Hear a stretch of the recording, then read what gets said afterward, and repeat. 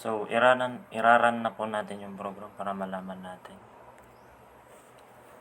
Then, mag-i-enqueue muna tayo ng 6 integer values.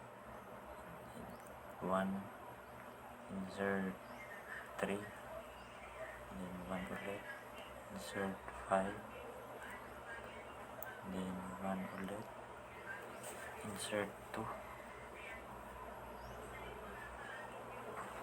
Yan. So, pasunod-sunod po siya mag-i-insert from Q1 to Q3. Then, insert ulit, 1, insert 1.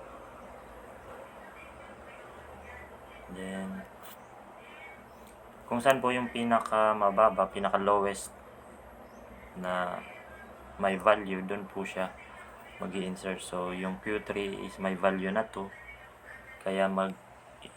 Kaya dun siya mag-i-insert.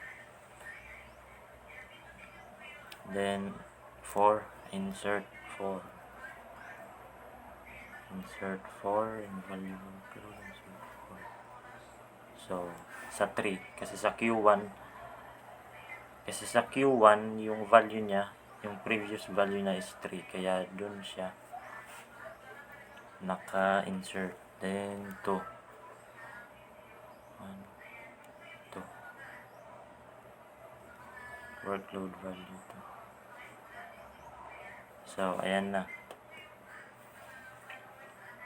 Kaya dyan yan sa Q3 kasi andyan yung pinaka-lowest. Kasi 2 plus 1, 3. Then, ito Q2, 5. Then, ito 7. 3 plus 4, 7. Kaya sa Q3 siya naka-insert. Then, mag-dedeq naman tayo or magde-delete ng values. So, na-delete yung 2 sa first column.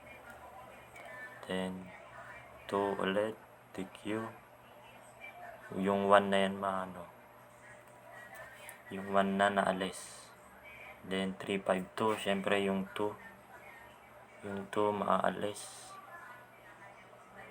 Yan, hanggang sa mawala na. Hanggang sa from lowest to greatest integer. So, then press exit, 0. So, thank you. That's all for my code. Good day, everyone.